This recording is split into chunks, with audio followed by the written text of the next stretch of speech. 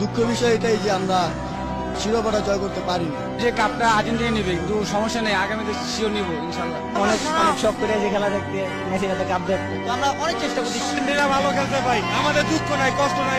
Messi 3 বিশ্বকাপ, তার football শেষের দিকে চলে আসছে, তার জন্য খুব প্রয়োজন ছিল। আর খারাপ লাগছে যে মেসি কাপটা পেয়ে আশা ছিল যে জিতবো, আমরা ব্যর্থ পারলাম না। আমরা অনেক কষ্ট পাচ্ছি, তারপরও মেনে নিতে হচ্ছে। মানে লাখ কিছু না, ব্যাড লাক ফর আর্জেন্টিনা। ডিমারিয়ারে বেঞ্চে বসে রাখছে, লাভের চিনে উঠাইছে, যেগুলো কোন ধরনের খেলা।